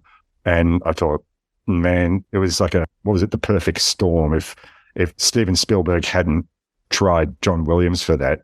John Williams, he was composing music, I think, for TV series Lost in Space and some of those other Irwin Allen TV shows. But I think, didn't he start out like as a jazz pianist or something like that? Yeah, I think which really fits for The Long Goodbye and all the different variations that he does in that. But some of the best ones are the jazz variations. Which sort of brings up the question why he hasn't done more of that over the years, because like everything, because I think there was a time in the 70s that was going to be the decade, the new Hollywood, where they were going to move away from traditional orchestral scores. And that started late 60s. And maybe it was budgetary considerations, or maybe it's just like, we're making films a new way, we should score them a new way. And then John Williams, blame him or hug him or whatever you want to go. But he brought back the big orchestral scores. And I sort of miss the fact that, there were scores like, well, another one I want to bring up, another one of my favorite scores, David Shire's Taking a Pelham 1, 2, 3. Horn heavy, very percussive. As I think I might have said to you in a previous episode, I'm sure that David Shire would have been a big fan of Lalo Schifrin. That it just has that feel, and I'm sure they were both paying attention to what was happening in the blaxploitation world as well. But David Shire, great composer, fantastic composer. So some of the others I want to mention, because like in my house growing up, one of my sisters bought a lot of scores. That was our thing. So one record that I played a ton was Jerry Goldsmith's soundtrack to Planet of the Apes. And yeah, go try telling me that the music should not draw attention to itself in that film. It makes it so much more exciting. A lot of use of discordant motifs. And, oh, yeah. It's like a Bela Bartok score for me. Right. That was one that we had. And I recently went back to my old house and found that record lying around. It scratched a buggery, but I thought, no, I'm taking it home. Even if it ruins my record player needle. I don't care. I love it. That's part of my childhood. Bernard Herrmann, overall, fantastic composer, but I'm going to go for his final score, Taxi Driver.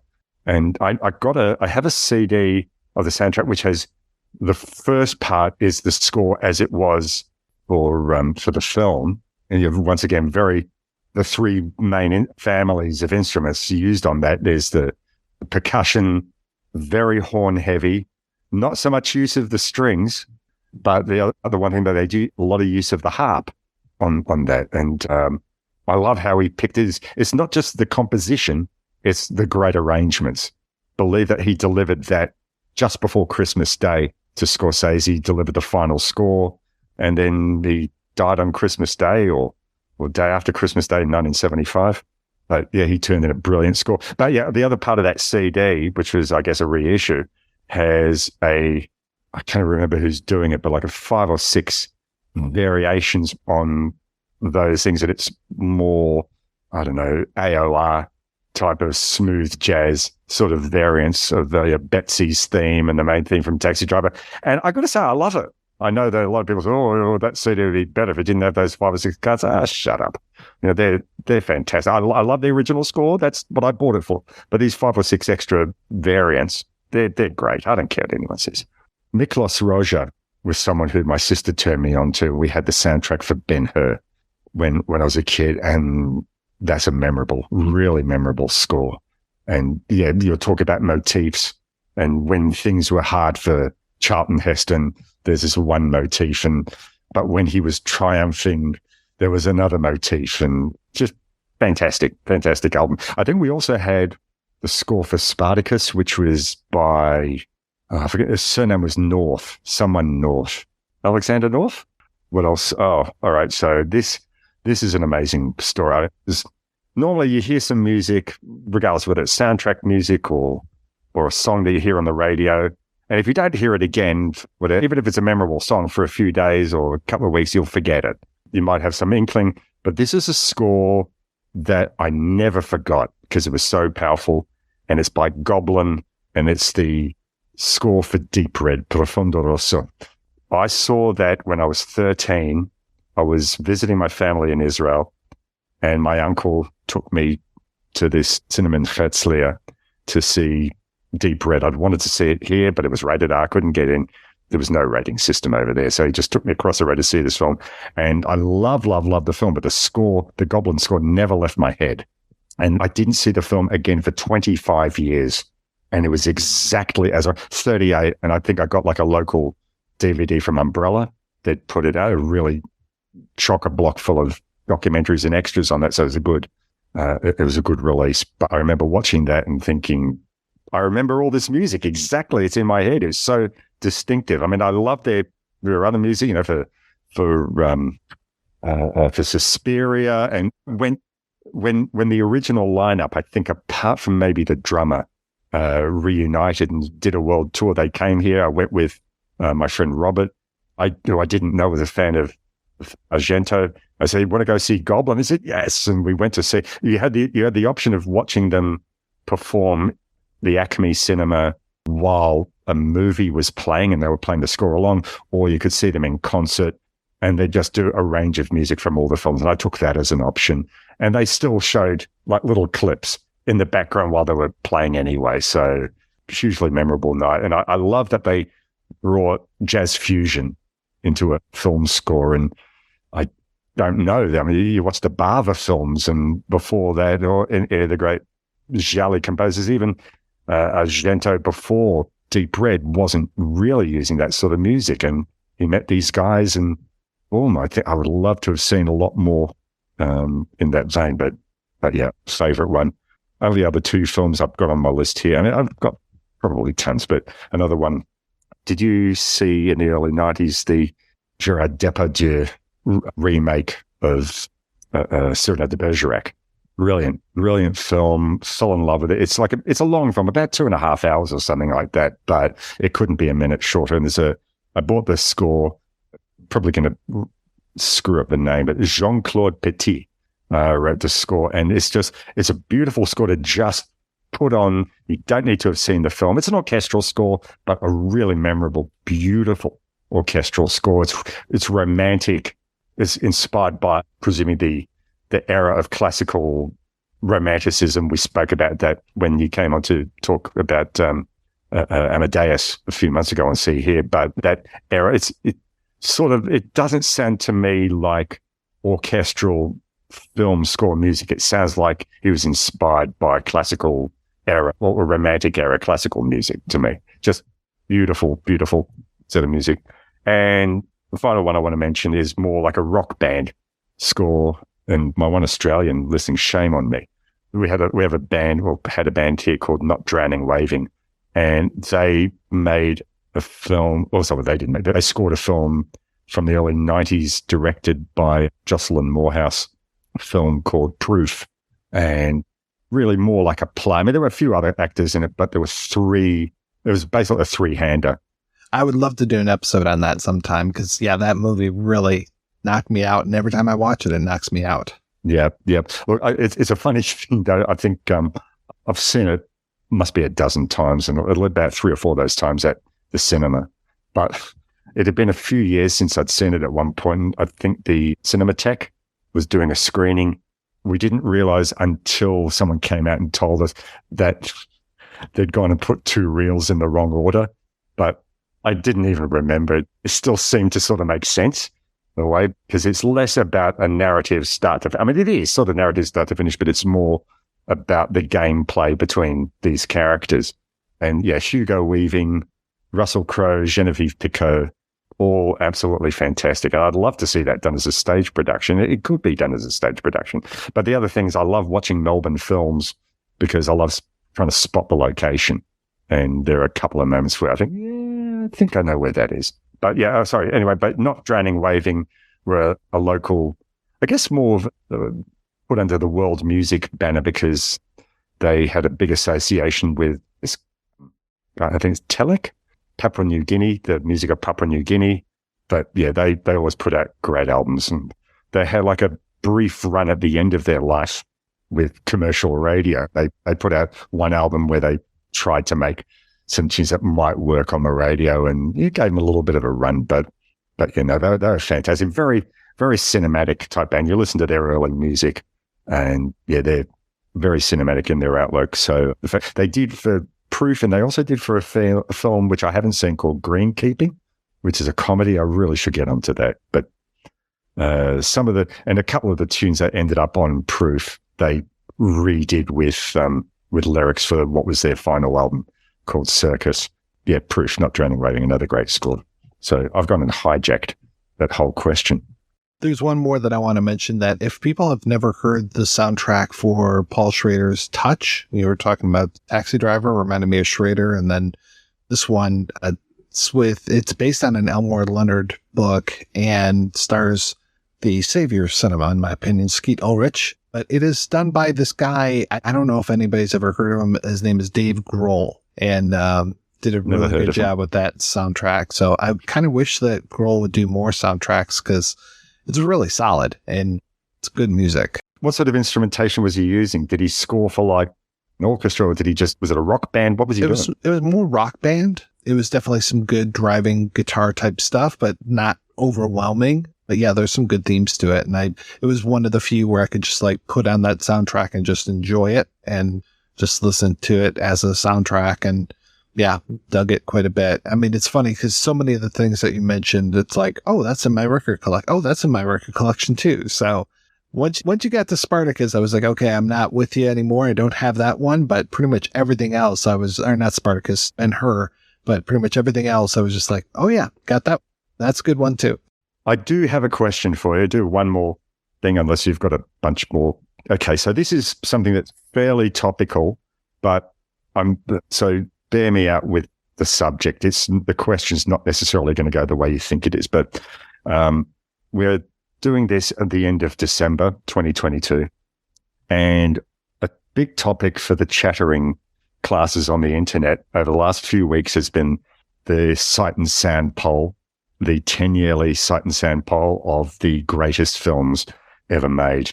And I was listening to Movie Geeks United and their take on it, and what's his name? Tony Macklin was one of the co-hosts, and he was losing his lunch over the number one selection, John Dillman, which I'd never even heard of until this point.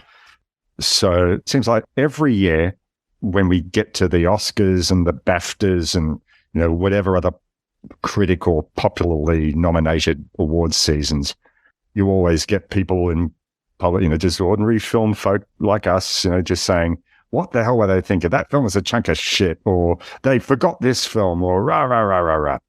And I have a solution to this.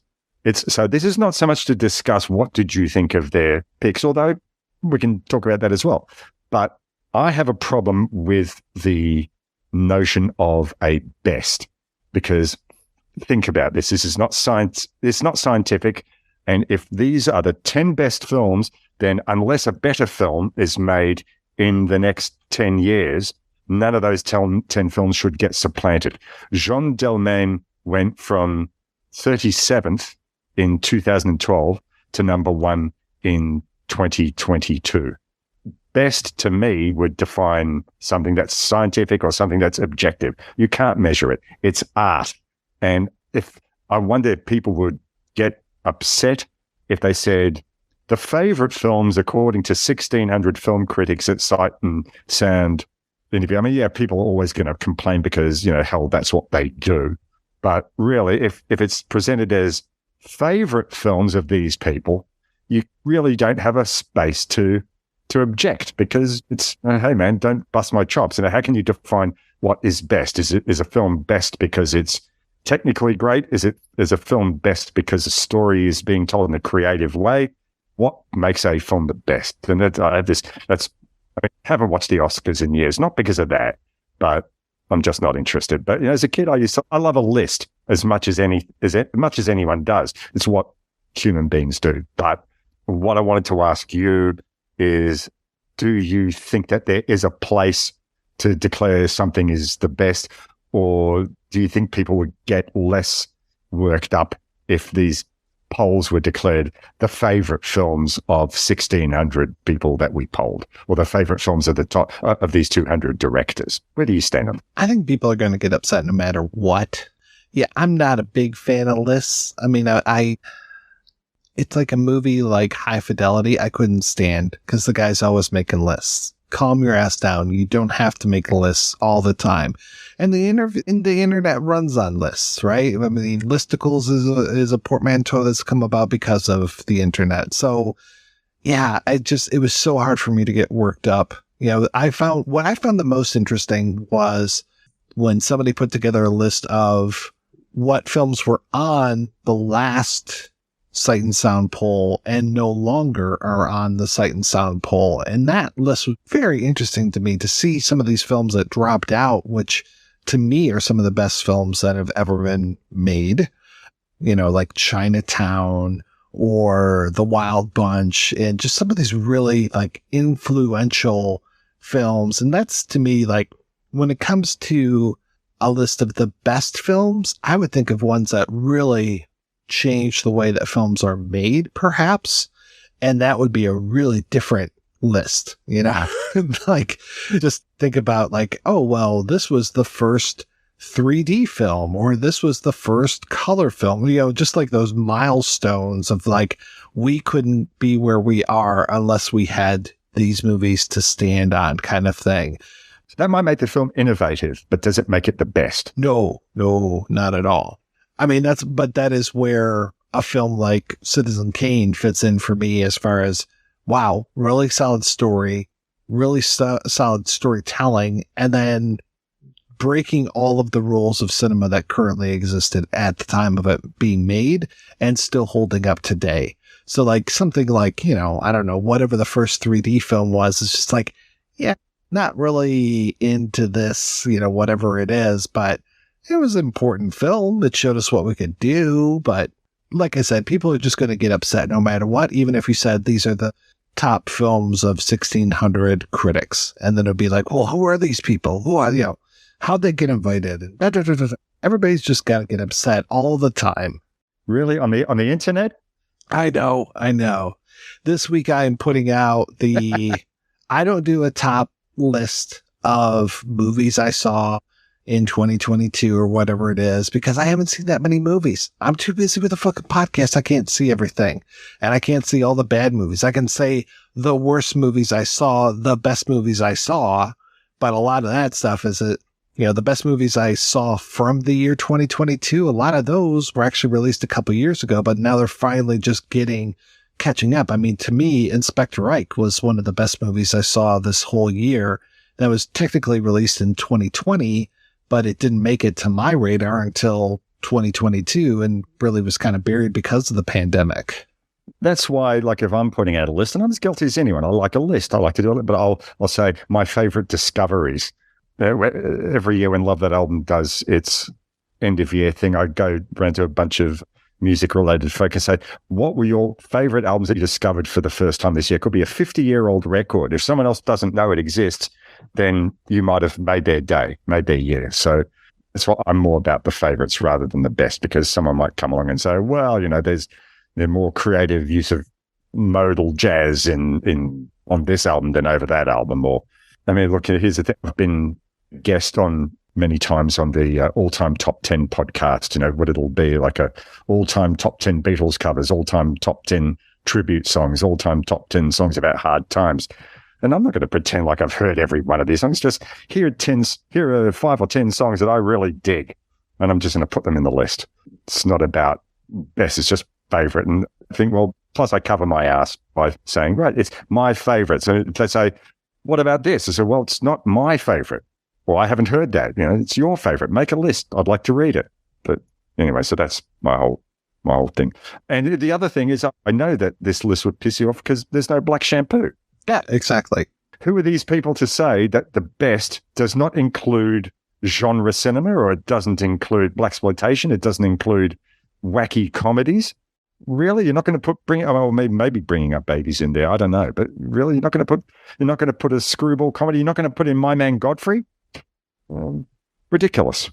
So that's what you cover yourself if you say no. It's our favorites, and plus think about the millions of films that no one have long been out of print or you can't find. Like Skiz, he always says that every film is somebody's favorite film. So I'm like, yeah, I agree. There are people who love Manos, the Hands of Fate. There are people that love Cool as Ice. Just whatever movie it is, they probably think it's just the best thing. There are some people like me where it's just like, I know this is garbage, but I love it.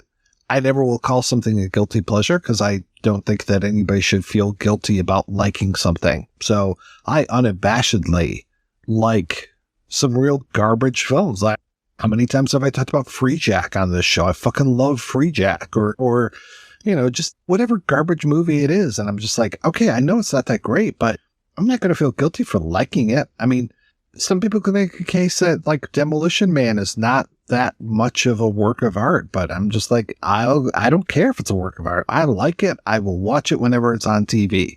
Some people would even say like, oh, Jaws is just genre cinema and it doesn't deserve a place. And it's like, no, it definitely does. It's a great, great movie. And yeah, it might not be the best movie ever made in the entire world.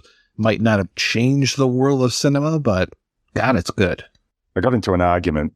Well, not really an argument, but I typed something into comments on a YouTube channel. This guy, he does an excellent show called Sea of Tranquility. Pete Pardo is his name.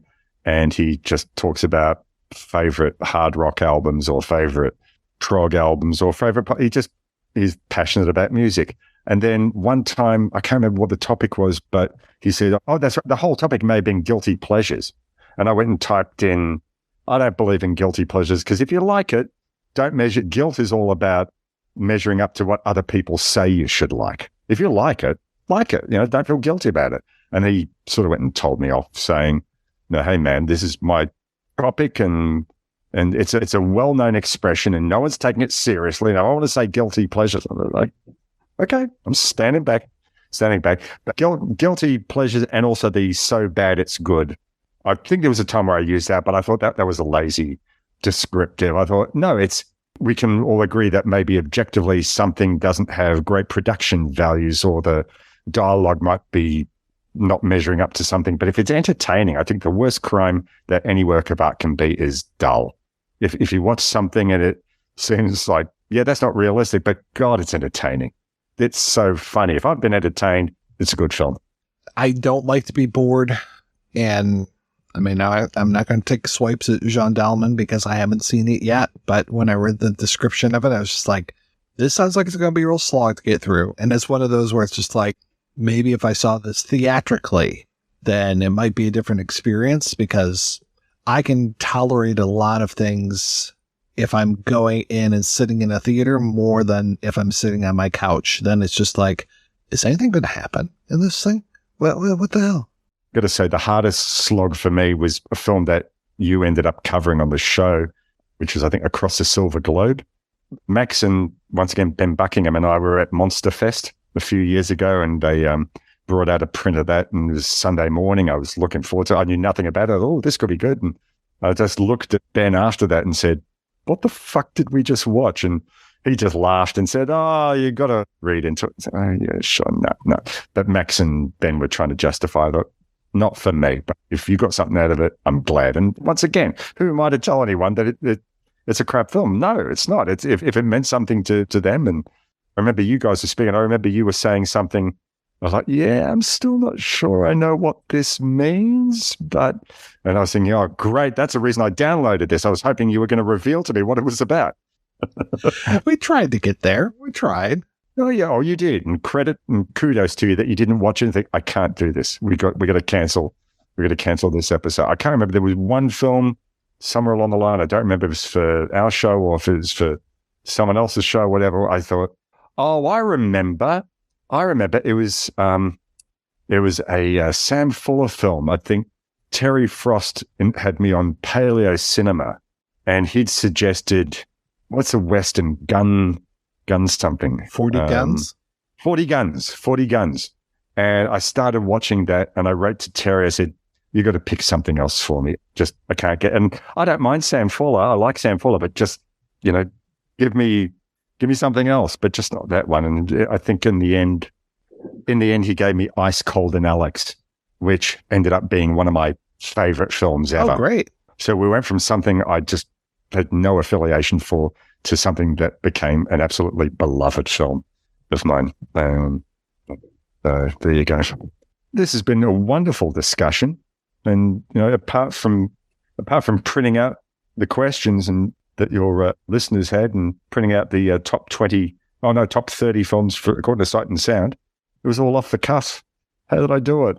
I like to have lots of notes. How did I do it? What is going on with your show? You're still on a little bit of a hiatus, or shows, I should say, because you've got See Here as well as Love That Album. We're still on hiatus. I'm not going to sort of like go into the whys and wherefores, but life is a bit askew. I don't know what the good word is to use at the moment, but yeah, I got issues at the moment that are just basically I can't sort of put in the time to write lots of notes and think lots of thoughts about great films. I'd much rather just sort of sit and watch a film and let it wash over me at the moment, or put on a record and let it wash over me, rather than sort of having to think about what makes this great. Hiatus. I will come back from that. I mean, look, we might do something in January. Well, actually, maybe not January, but we might do something in February. Circumstances may change, but yeah, I just sort of wasn't really in a place the last few months. That's why I did do an end of year thing by myself for Love That Album, where I just felt the need, and I did it piecemeal, talking about three favorite albums in a little bit of detail that I'd heard for the first time in 2022, and 4 with just a minute each, just basically to sort of recommend to people or say, hey, this is what I dug. Please write into me if you want to tell me your favorites. I needed to do that, but to do the more long form album discussion sort of thing, I can tell you that the next Love That Album, when it comes, hopefully in February, but we'll see. It will be about Pete Townshend's White City. Came out in 1985. And there was also a short film that made accompanying it, made by Richard Lowenstein, who made Dogs in Space. So my guest for that will be Charlie Mahoney, who I want to recommend. He's on a couple of wonderful podcasts. One's called Stinking Paws, Pause, named from the Get Your Filthy Paws Off Me, or Get Your Stinking Paws Off Me, You Damn Dirty Ape. So it's an English a film discussion podcast, and Scott Phipps, who hosts that. There's been like a rotating series of fellow presenters, but Scott and Charlie and this other fellow, I think his name is Paul. Sorry, Paul, if I've forgotten you, if you're listening to this. They do a great job, but Charlie's also on a semi-regular on this other show that Scott hosts called Real Britannia, and they do some deep diving into British films of all stripes, some I've never heard of, and some really big names as well. And just basically they could go forever because they got that. But these guys, they really know and really love their British cinema. But this is not an academic podcast. These guys, they know everyone. They've been absorbing film and TV all their lives. It's not academic, but really great discussion. And I love that. I love those shows, and Charlie's a big part of that. So I've been saying for like the last 5 years to Scott, when you're going to have me on to talk about McVicker? And he said, oh yeah, we'll fit that in sometime. And he never has. So Scott, when I'm back from hiatus, make it happen. But anyway, so yeah, Charlie from Stinking Paws and Real Britannia will be on to talk about White City as an album, because I know he's a big Pete Townsend and Who fan, and we'll talk about the Richard Lowenstein film as well, to put the music into that context. And as for See Here, when we're back, I know that like Tim had to take a few months off in hiatus, so for a while it was, as you know, it was myself and Bernie, plus wherever we could get someone else, we'd get them. And I think you went for our 100th episode. It took us 8.5 years to get to 100 episodes. But we did Amadeus with your wonderful self and with the wonderful Will Smith. from The Gentleman's Guide to Midnight Cinema. I'd waited like 100 episodes to actually get him on. I know that Will's a big fan of Fellini, and I think I'd asked him a few years ago. To come on and talk about Orchestra Rehearsal. And he said, I've not heard of that Fellini film. I said, well, you're a fan of Fellini, come on and we'll talk about that. And he never had, so I had to get him on to talk about Amadeus. So the two of you plus myself and Bernard, and that was wonderful fun. But I've done one more episode of See Here since then, but that's when we went into hiatus. The next film that we're going to do, which we would have done if we hadn't gone into hiatus, was a Bruce Beresford film, Tender Mercies, with Robert Duvall. I'd heard of the film, had never seen. I'd seen the VHS tape, and I remember it actually being out of the cinema back in the day, but never seen it and really went in knowing nothing about it. So I have watched it, and yeah, there's a million directions you can go in with that film. So that'll be the next thing when we're back, Tender Mercies. But when we're back, I don't know.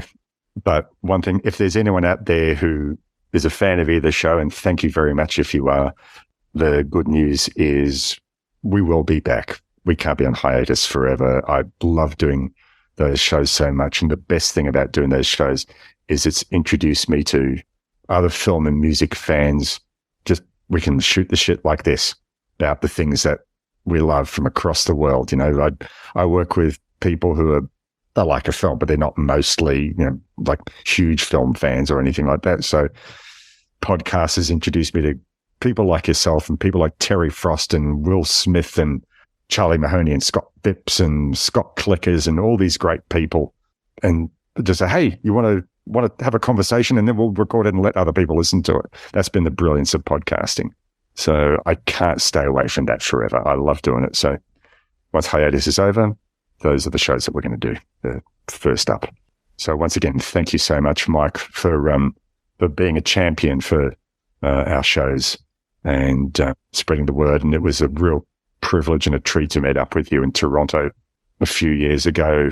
We had a great meal with Will and Scott Clickers and meeting Andrea and my family. It was a wonderful night. So yeah, I was really glad you could meet your family. As I think we're having a Yeah, it was great. We could have as I think we discussed, like by typing a few weeks ago, that at least in our community, in our film community, there's no big egos, which really goes against the grain of what Ego Fest is about.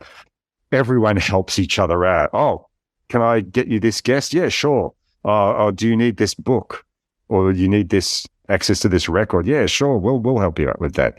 People just help each other out. So I love podcasting, and really it's been brilliant doing that sort of thing. And so thanks for inviting me into Ego Fest, where we just had this wonderful conversation.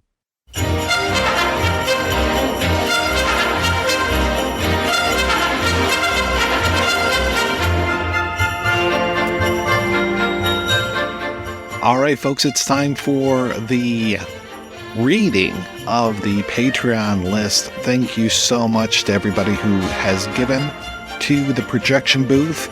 This is the most up-to-date list as of the day that I am recording this, which is January 8th, 2023. One final touch before we go live with this Ego Fest episode. Got a special message to the first three people on the list: Mike Tripiano, Kristen Von Schack, Jennifer L. Kello. Please choose a tier. Make sure you're getting the right stuff here when it comes to Patreon. You might be missing out on some things. Kyler Fay, he's not missing out on anything. He's in that lone regional manager position. That's why he gets to come on the show, pick a movie once a year, gets all the updates, gets early access to every episode with a minimum amount of commercials. He gets access to the Dropbox just filled with all of the old episodes. Kyler Fay, one hell of a guy. Not to be outdone by Andrew Hendrickson, Jordan Nash, Peter Rogers, Ludo Round, Vaughn Koolmeyer, Jessica Shires, my boys at Reedy Weight Ball, what? Alice Kish, Andre Edu, Urban Green, John Adam, Brian Tessitore, Dallas Novell, Alan Goldhammer, David Kobusin, Daniel Davis, James Grant, Catherine Connell, Stephen Byrne, the Journey Estate podcast, John Jenks, Pencilero, Conrad Silas, Kay Lynch, Judith Main, Winter Tyson, Stuart Rankin, Victor Laval, Tilo Wickland, Eric Luther, Bjorn Onar, Joseph Goss, Wish Dragon, Jonathan Hart, Sam Deegan, M, Royal Ross, Douglas Stewart, X-Monkey 76, Noel Thingvall, Richard Wellens, Cabe Gaplin, Jason Jeffers, Edwin G. Pettit, JJ-A, Nathan Linker, Jeremy Lemos, Zachary Clute, Culture Shocked, I know that guy, Robert Spencer, Dusty McGowan, Gabe Weissert, Faisal Azam Qureshi, sorry Faisal, Nico Schmidt, P.T. Ryan, Colin Gallagher, Dylan Davis, Mark Peterson, Thiago Barbosa de Miranda, Bobby Power, Gabriel Martin, Third Wheel Legend, Jonathan Melville, Sam Sanchez, Drew A. Yavor, Chris Martz, David Springfield, R.W. Lovejoy, Bob Vickers, Craig Rogers, Paco Abril Francisc, Maureen Jolie, J.A., perhaps it's Ya, Justin Whiteman, Heather Drain, Chris Cooling, Robert K., Kyle Weiler, Stephen Casey, Harold Wallen, Gray Cat, Wake Up Heavy, Martin Johansson, Patrick Lohmeyer, Ed Green, Michelle Sockers, Todd Martin Cobbler, David Bullock, The X-Cast, Nick Barsack, Monica Sheets, Lutz Bakker, Susan White, Shadan Bat, K.L. Young, Paul Simpson, Hugh Beauchard, Jim Stevens, Kenny Siegel, David Bertrand, Jason Kaufman, Alistair Montgomery, Jim Lexkowski, Daniel Dahl, Brian,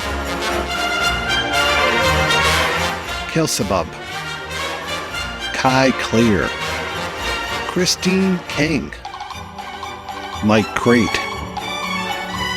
Ode O'Malley, Darren Williams, Morris, Brian Holt, David Hart, Alan Ricks, Michael O'Connor, Mark McGillicott, David Wolf, Thomas Ronka, Stewart, Niklas Grebius, The After Movie Diner, Boots Century, Bill Ackerman, Tony Hudson, Eric Highgraph, Shane Hamilton, Myrna, Matthew Clark, Antti Halopainen, Skiz Sizik, Alvin Akarma, Mick Brooks, David Jowden, and John Redford.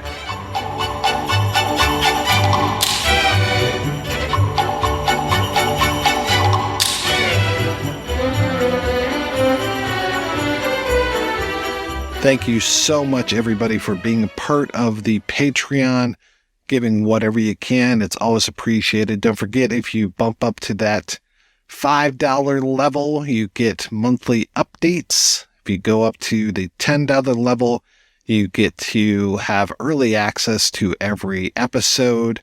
Going up to projectionist level, you're going to be able to choose a movie a year.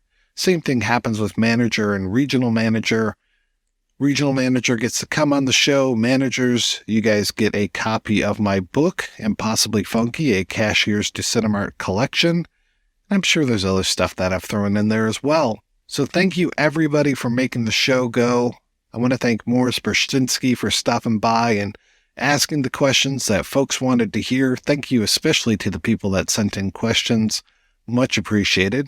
If I don't have questions, not going to do another Ego Fest. That's just how it goes. So, unless I got something really important to talk about, and right now it's kind of few and far between. Well, thank you so much, everybody. Keep the dirty side down, the shiny side up, and I will talk with you again soon.